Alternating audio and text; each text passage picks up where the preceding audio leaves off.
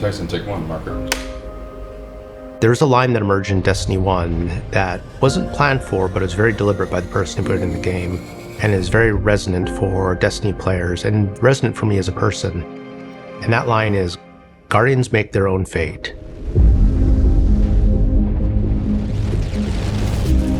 That still gives me goosebumps. For me, that has sort of become a touch point for the Destiny story. Again and again, external forces come and try to impose a fate upon you and humanity. And again, you show them that they can't do that. We make our own fate.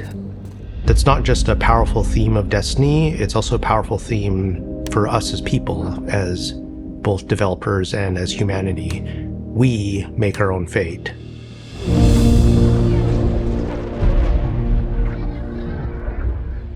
When you're talking about 10 years of story, there's a lot of stuff crammed in there, and there's a lot of things that we could do and could talk about. But as storytellers, the hardest part isn't coming up with the ideas, it's knowing which ones are the important ones. We want to tell a story that makes you, the player, feel like all of that time that you invested, we saw you, and we want to give you the experience that you've been waiting for. We looked at everything we had, we laid it all out, like whiteboards and like everything. We were trying to look for a theme that felt resonant, not just for this story, but for Destiny as a whole. And the theme that we kept coming back to was purpose and fate. And that's what this story is about, not just for ourselves as the player, but also for our characters. I used to think I'd give anything to bring you back. I cried quite a few times doing those scripts because I treated it with the love of a fan. Every time I opened a script, I was like, what would I want to see? What would I want to hear? You get to see their emotional journey, the struggle of how do we defeat the Witness?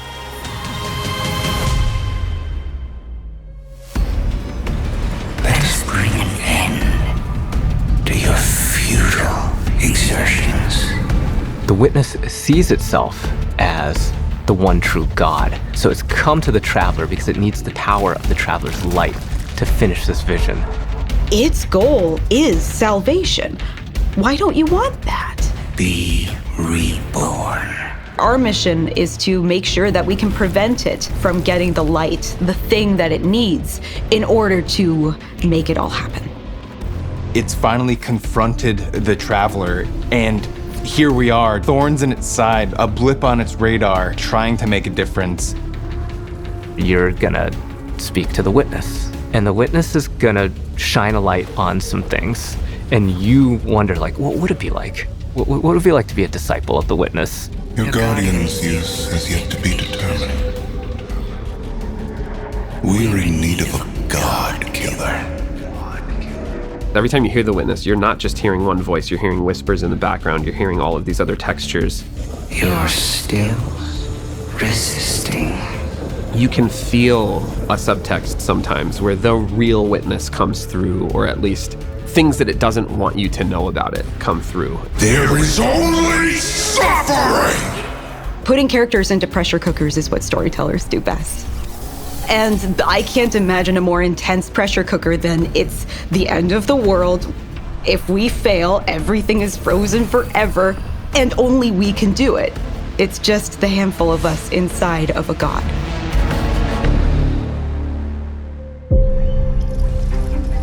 There were a couple of themes that we had when we started on the Bill Hard. The two main ones that I remember were surreal and shattered to spire.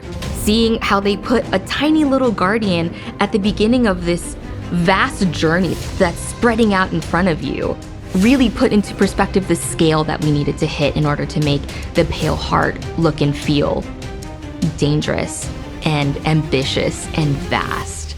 When we were thinking of surreal things, it was a bit of a challenge, because how do you make something surreal?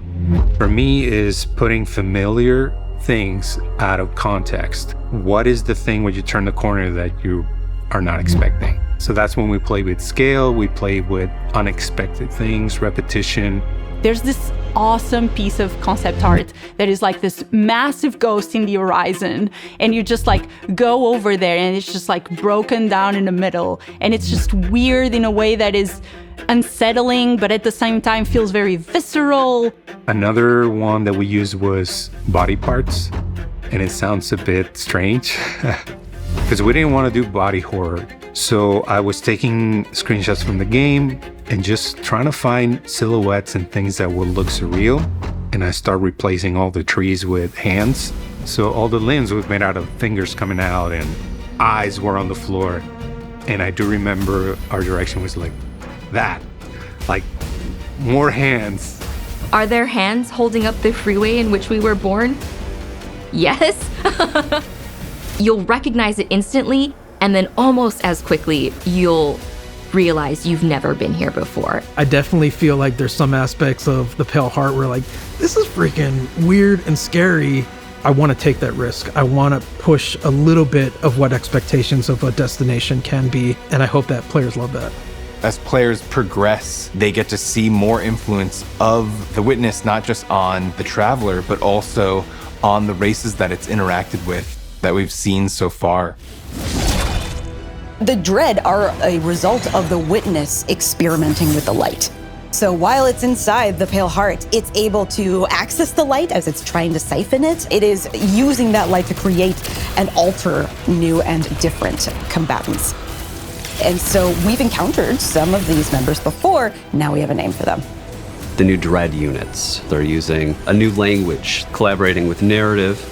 We went through and used this constructed language tool to generate different phrases and figure out like grammar structures and other things. The pyramid language that the new Dread units speak is actually translatable. So players, if they're really interested in figuring out what the pyramid units are saying, could decipher these.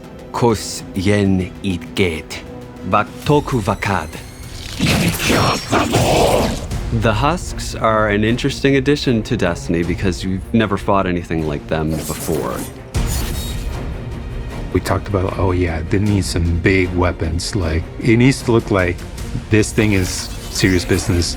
They wanted a bit of a secondary unit on it, so like a 2-in-1. As the sketches were progressing, we were kind of like, oh, this feels like it's sentient. And we just love the idea. We had all these different sound effects in our library of water bladders that make some really cool sounds when they're shaken. We used some sounds of slapping jello too. So that was kind of the foundation for the Husk. We have all these real physical sounds that come together and feels like an alien moving around in the stomach of this thing. The collaboration between the different disciplines and the trust we have for each other. At the end, it comes out better than anybody could have made individually.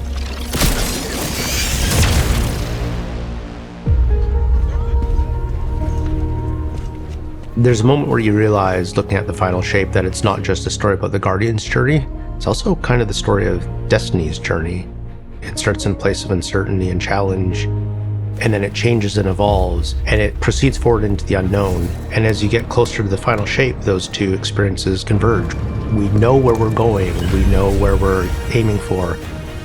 I feel very confident about the love and the work and the thoughtfulness that everyone working on this release put into it. And I think it's inevitable that when people start going in and experiencing all these different things that make up this expansion, I think they're gonna see it. I won't lose another soldier in this war.